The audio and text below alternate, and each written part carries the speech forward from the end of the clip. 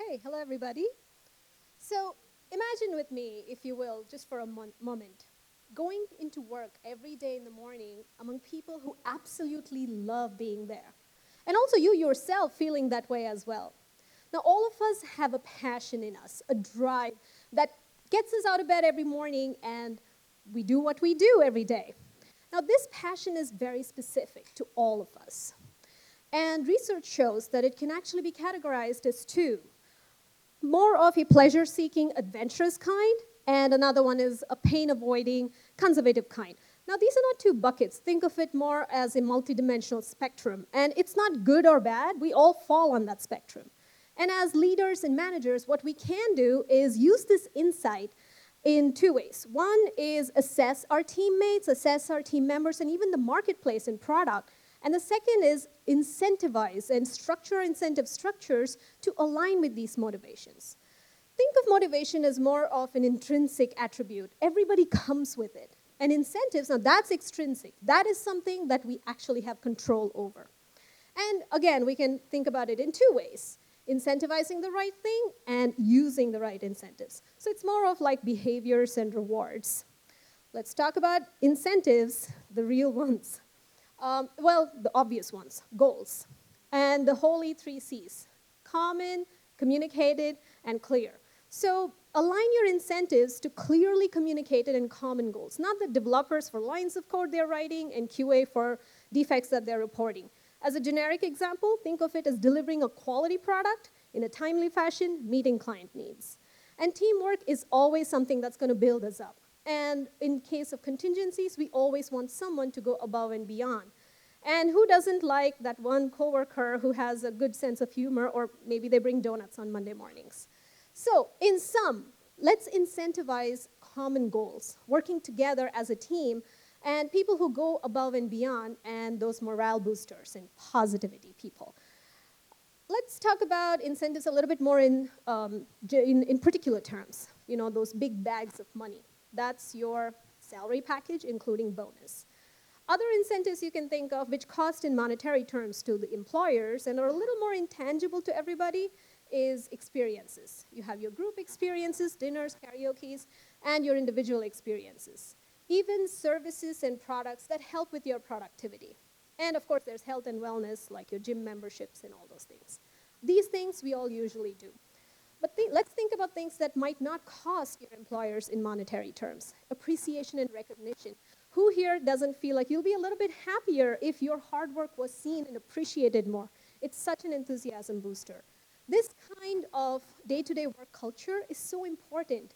And so it makes sense that we pay attention to gender gap and opportunity gap, and also just the pay gap.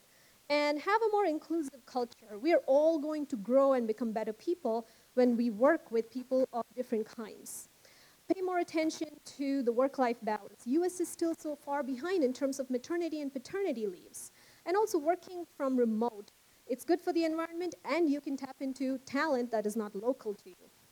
And next, the other things like self-improvement, the usual, you know, you have your trainings and your mentorship and conference budgets, but let's be more deliberate about this. Have a structured mentorship program, pair people up, help them develop their personal profiles. And of course, some people feel so much more gratified when they are part of a social justice cause or environmental cause, and today more than ever before. And maybe come together to develop a community to learn and develop ourselves more, like what we're doing today. So let's think about more subtler ways that you can incentivize people at workplace. Maintain standards. When you're hiring, be more mindful. Think about the whole motivation spectrum we spoke of a few minutes ago. And let people have proper outlets for their grievances. Invest in your people departments. And watch out for anti-patterns, especially like hero culture, and make sure people are not extending to burnout levels. So let's do a quick summary. Motivation, that's intrinsic. Incentives is extrinsic. Align your incentives to motivations. Incentivize having common goals, working together as a team, going extra mile, and having the positivity and morale boosting. Incentives don't always have to be monetary, and watch out for anti-patterns. Thank you all for listening. This has been a fantastic experience as my very first Ignite talk. My name is Priyanka Rao, Project Manager, Agile Coach. Let's talk more about incentives. Awesome, thank you. I want to just point out that preposterous is my favorite Twitter handle so far today. Cool, so next up is Henry Quinn, who worked really good this time. So I'm going to start at full screen, and then off you go. You ready? So hi, my name is Henry Quinn, and this is Leading a Digital Transformation at the Speed of Government. My first job out of college was as the sole developer for the United States District Court, District of Connecticut in New Haven. And I worked in a beautiful Art Deco building that looks a lot like this. We were handling systems for our jury teams, our judges, our dockets, both civil and criminal. We had a mountain of amazing data. And I'm sure some of you are thinking, what exactly did you build with all of that amazing data you had, Henry? The answer was nothing. We built absolutely nothing. I did build a small application to automate some HR stuff, and I got invited to Disney World to talk about it, but I didn't have anything real to work on until I threatened to leave, at which point I was placated with a project that they made up just to kind of keep me at the courts. We were set to automate the getting started times for judges. It takes about an hour every day just to get their data they need to start their day. And if you multiply that time nationally, it's about $15 to $20 million of time we're wasting just trying to get through random systems. So the catch is that it was written in Cold Fusion, it was a static application, and we had to be in 50 courts by the end of the following year. And again, it was written in Cold Fusion in 2017. So there were a lot of problems with that. We had to requisition servers, we had to set everything up manually. Getting each individual district set up took a week, top to bottom, just not accounting for development time. And if we're trying to be in 50 courts by the end of the year, that's 50 weeks we're not spending building new features until we started learning about containers. There were a bunch of people working in the shadows in the government trying to get containers off the ground, and they would talk to me and instill the importance of containers and how fast it can help you develop and migrate and get everything deployed. So I started bringing all this stuff up to my boss, and he said, absolutely hell no to containers. He didn't want a junior coming in on his project that was his baby, kind of saying how we need to architect everything, and he kind of just shut the entire idea down. It was really a bummer because we already had some golden handcuffs in DC. We had a guy who was kind of walking us through these steps of how to get funding, and he had a lot of opinions about what we needed to do for someone who hadn't really gotten us any funding at all yet.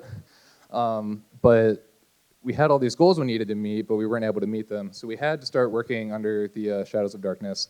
There were a bunch of teams we found all over the country in the judiciary, all working as like skunkworks teams, just not talking about what they're doing until they're ready to actually deliver a product. And we found that that was the best way to kind of get our work done and force everything through.